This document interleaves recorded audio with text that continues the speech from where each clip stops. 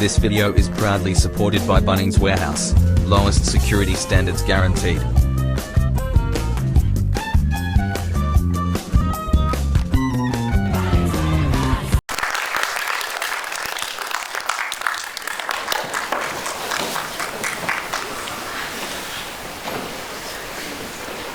Hello, and I would like to invite to the stage Dimon.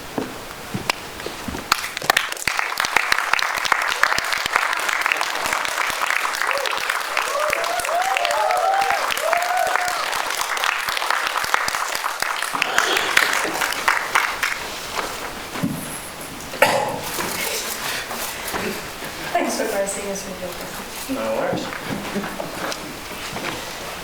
So, there's so many questions that I'd like to ask about this film, but I think I have to start with the process and the production. Such an interesting, unusual way to shoot a film. So it was shot by the light of the full moon. And my understanding is that it took 5 years of shooting? Yeah, give or take a year, Yeah. So yeah, please tell me about that process of how that began and shooting at the full moon. So I ate magical mushrooms one night, and then I was playing around with my camera, and I was walking up the road, I was like looking through this camera, and I just said out loud in kind of a like mystical way, this camera sees so good in the light of the moon that you could just shoot a whole film in the moonlight. And that was it. Mm-hmm. Yeah, that's just all it took. It just kept going. Yeah, amazing. Yeah. And so I think that's really, so did you start with the idea of the film kind of from the get-go when you're like, this is the script, this is how I'm going to do it? It sounds like it was a bit more organic. Yeah, how it came about? There was no script, except at like a very late point in the whole production. We just went out under the moonlight and waited for the full moon because we needed the light to be there. We'd film something and then we would edit it together, and then we would kind of watch it and just stroke our chins and muse about what we had made, how it looked, what the possible narrative beats could be, what the characters that could inhabit this world could be. And then we just slowly just kept ramping it up. And the more that we made it, the more moons that we went out under, and the more editing that we did. Because I basically edited the film as we made it. So there was many shorter iterations of the film, and we would kind of all watch them together and laugh at the silly thing that we had made. And that's a really interesting, a really unusual way of working, but such a powerful way of working, because obviously I guess you're shaping as you're going. And do you think you kind of took a tangent at some point, or do you think it kind of coalesced together, and was there at some point where you're like, this is the path and we have to tell this story? It's hard to say.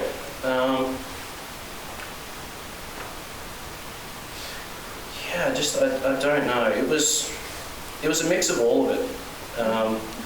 I didn't really consider it a powerful way of making a film at the time. I found it incredibly frustrating the whole way. I didn't want to be making a film for 5 years, believe me. If I could have progressed the moon cycle a little bit faster, I definitely would have done that. In hindsight, it was incredibly creative limitation to have that we needed for the film that was made. Like, it wouldn't be the film it is if we weren't under that restriction. So, I think it is a really amazing example of how restrictions can breed something completely unique and completely different. And I guess, yes, I love that, being at the heart of the film. So obviously this film sits within, I've selected it within a film program that looks at light. And what I really wanted to do with this program was look at the different ways in which filmmakers use light as a storytelling device to kind of elevate that and go, let's look at this.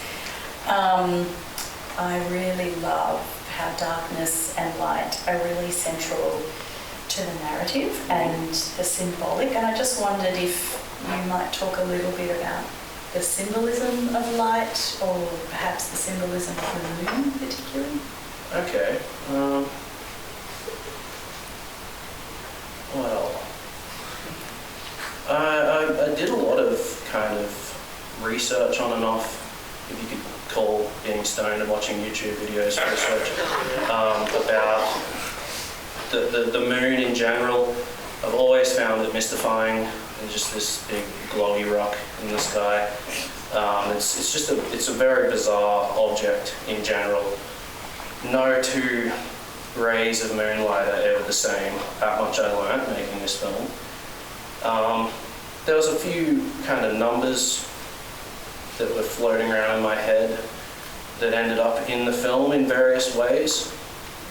I don't know if that's like really answering your question, but yeah, like symbolically, there's a bunch of symbols in the film that I kind of took from various places and wrote down, and all of them were made to kind of try and convey some sense of a world. Because the film was filmed under moonlight, I guess like it just was ever present in all of my decision making. There are certain sounds in the film that I used astrological numbers in. So I used a lot of synthesizers and stuff in the music, so I took astrological numbers and cyclical kind of ratios and used them in some of the synth patches that are in the film, which was insanely tedious and difficult because it put them into like tunings that are not standard. So that was a giant pain in the arse in the end, but I hope you enjoyed it. Yeah. I think it shows, I think that detail shows because it shows care, and even if you don't know the specifics, you can feel it. I think you really feel it when you're watching the film. Something that we were talking about that I think was really a really interesting example of that was we were talking about subtitles or the intertitles, however you wanted to think about that, and your process for making those. I particularly love that it's a really interesting script, the font that you've decided, yep. but also the way that sometimes they jiggle slightly. Yep.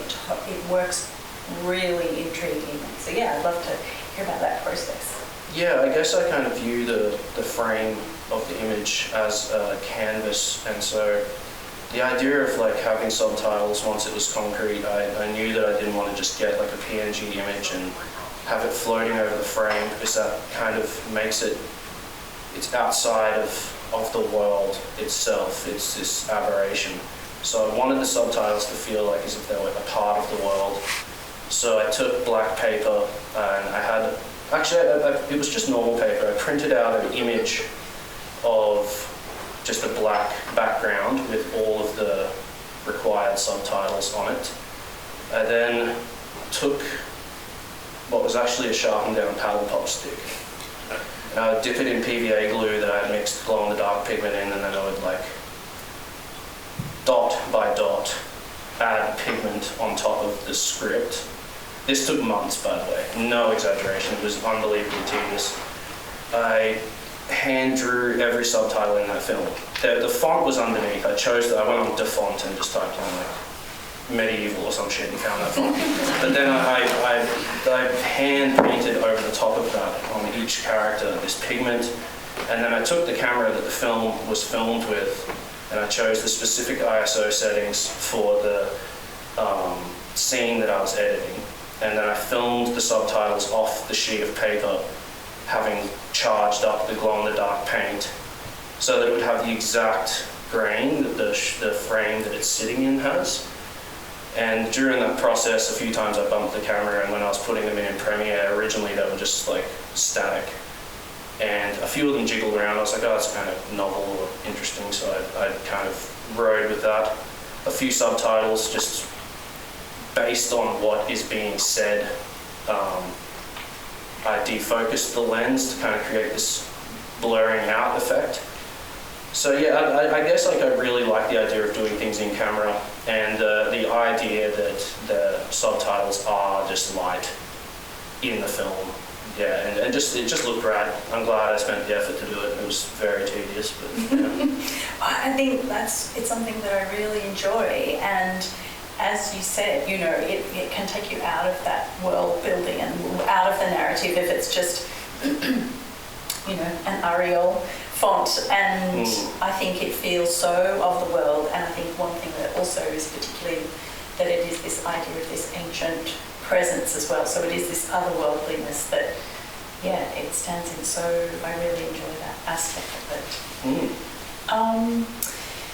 Something as well that I think it feels that you took the time, and something that I think really helps to ground the film particularly and to build that world, some of the objects that are in the film. Knives, obviously the sword, the lantern, the bow and the arrow, and the ring, various objects. And so I wondered, was crafting these objects part of your process and the way that you were kind of storytelling? Did that happen organically? Yeah, absolutely. The objects are super important. It's a very sparse film. There's not like a great deal of dialogue or hard direction. It's very surreal. So I wanted the world to kind of be represented through the objects, and having an incredibly limited budget of $2,500, I did a lot of stealing from Bunnings to get things where they needed to be. Not condoning stealing at all, don't do that, but work a proper job, do it right. But yeah, I crafted almost all the props in the film. The sword itself, the metal sword, because there's two of them, it was crafted by a friend of mine, Dan Watson, who we went around to his house. He'd just gotten a new anvil, and I was like, I need this sword for a film, and I got this incredibly dangerous grinder, which he was super enthusiastic about me using, and I really didn't like using, so I was going to cut this amazing shaped sword out.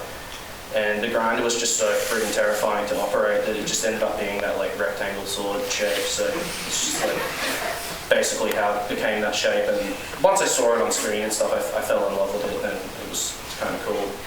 But it was just a piece of an old downpipe, and we just beat at it like irreverent apes with hammers and just put dings in it, tried to make it look rough and stuff. And yeah, the knife was a knife that he had given me, the knife the orc carries. But basically every other prop, I mean, Amber made almost all the costumes. We worked on that stuff together, all the fabric. But yeah, every prop was a tedious amount of time put into them, and I used really pathetic tools that I'd be ashamed to show you.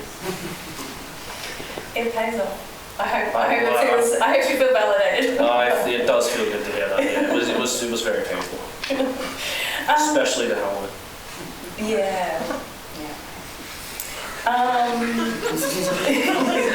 Did you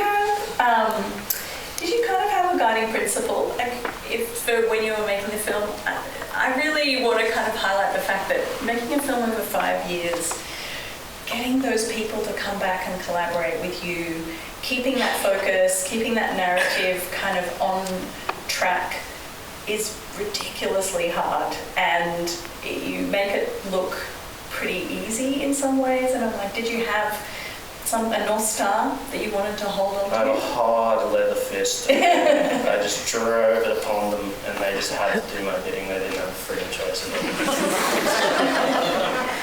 They just had to do it. No, we were all friends. Everyone in the film, everyone who acted, who was in the film, other than one man, who is now my friend, was not an actor. Just a bunch of scallywags that I know that are very funny, and we would do ridiculous jokes and acts and mime routines to one another over years to make ourselves laugh, and all of that just kind of ended up in the film in a really glorious way. So it was never really a challenge to work with anyone on the film. Actually, no, there were a few people other than one who were actors. Yeah, all the actors were a pain in the ass. Yeah, they were really frustrating to work with. I don't like actors. They frustrate me. But yeah, no, it was relatively easy. Guiding principle, I mean, just suffer now, get rich and famous later. I'm kidding, that's not going to happen. No. Yeah, no, I can't say we did really have a guiding principle. There was never any like pep talks or Anthony Robbins moments or anything where I needed to really convince anyone of anything. It just kind of happened dreamily, which is I think the way things should happen more often. So location and atmosphere are really important. Obviously, you know, no one's seen Sunshine Coast look like this before. It looks Most likely, yeah. so otherworldly. It's so great that I think you capitalised so amazingly on such really interesting locations. And there are kind of no urban spaces as well.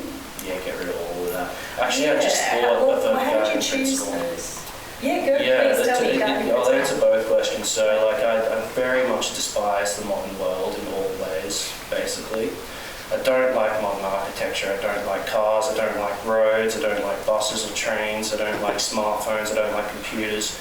They can all go to hell and burn in a big old pit that I'll dig and happily burn. So I wanted to make something that was just the land and people on it and the world as I see it being idealized, which is horrific, sweaty people riding around in the moonlight performing acts of dark magic. That was, yeah. And thank you for that. Yeah. I really mean it too. I don't like the modern world. It pisses me off so much. Well, it translates. You know, you invite us on the journey and you really invite people in with that. I think that, you know, we're all on board. Yeah. I did want to also convey Australia in a way that was, I felt lacking in cinema. I'm tired of contemporary settings. Another guiding principle actually, a real big drive behind me to be a filmmaker at all is just my absolute distaste for most of modern cinema.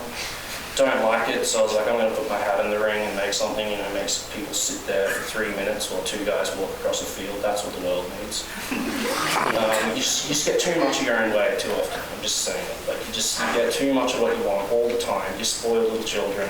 So you just need to sit and wait for a little bit and have a bad time from time to time. It's all right. It's good for you. And we'll emerge from the cinema. New people. Yes.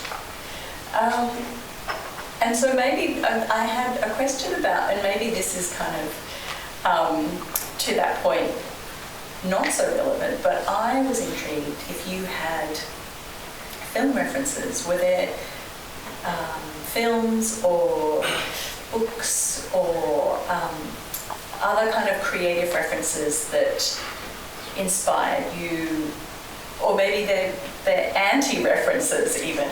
Yes, well, all of Marvel is definitely an anti-reference. All comic book heroes, all these tired, old, frankly pathetic stories that have just been kind of cursing humanity for just too long. I think there should be new stories, there should be new artists, there shouldn't be a stranglehold on storytelling the way it is. Which I will take the moment to say, which is why I'm very grateful to be here and have my film screened. Yeah, our pleasure.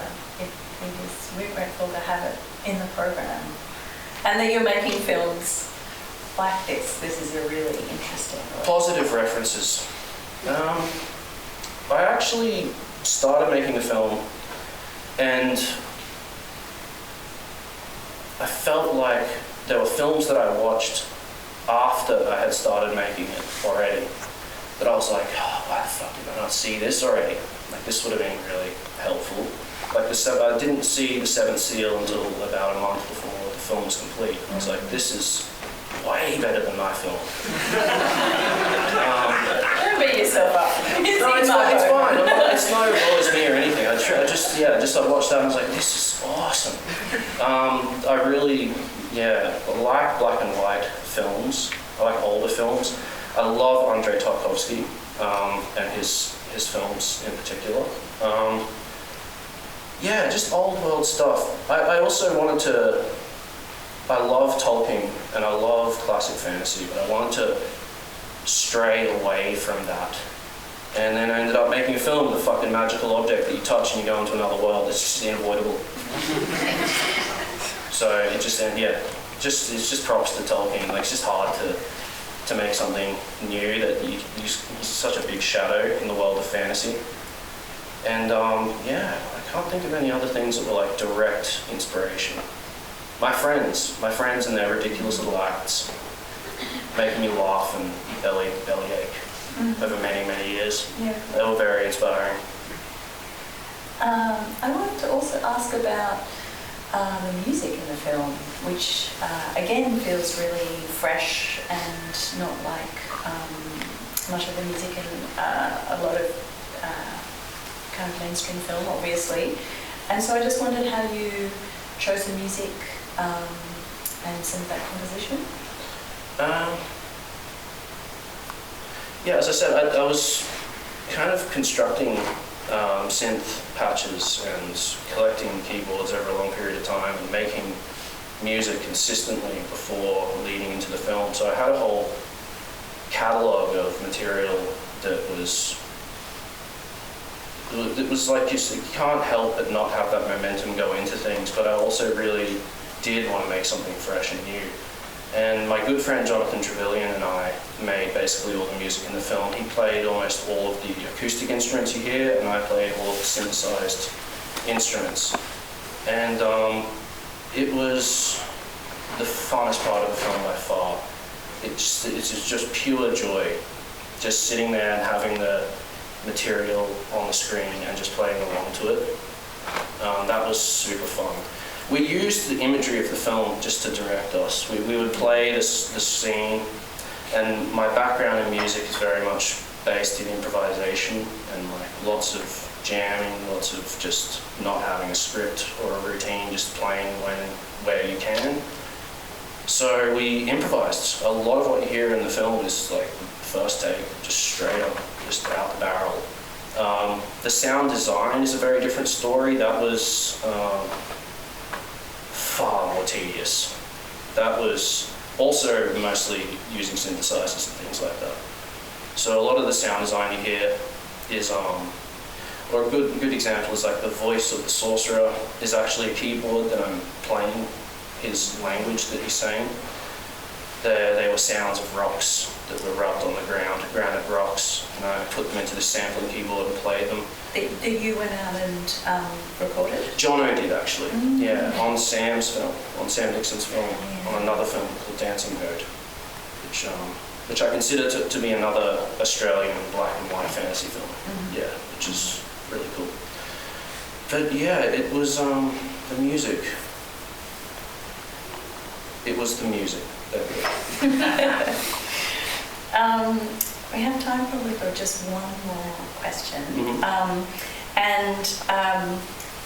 It's a bit of an obvious one, but it's always interesting to know what next and how has this kind of landed in you, and now that it's out in the world, and what do you think you'd like to do with it or next? What project? I'd like to make another film, or I'd like to make as many films as I can, really. I have a few scripts, one in particular that is seeming to be the one that I'm going to focus on.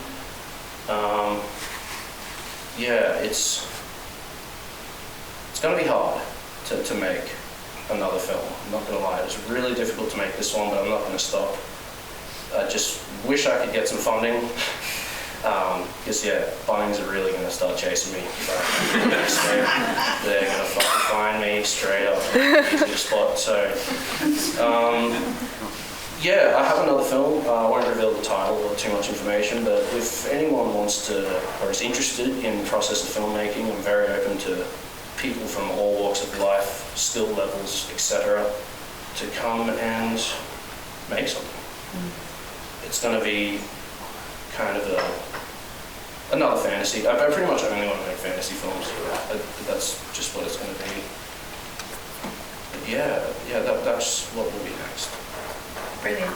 I'm so pleased to hear that this is just the beginning. And I hope it doesn't take 5 years next time. Yeah. I definitely don't want to spend that long.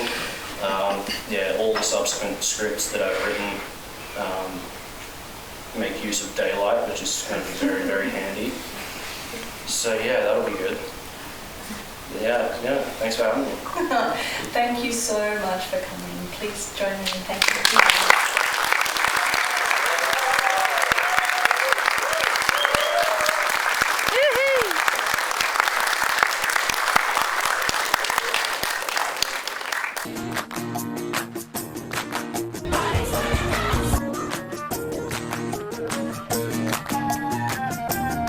Use code Dimon for $3 off your next purchase at Bunnings Warehouse. Lowest security standards guaranteed.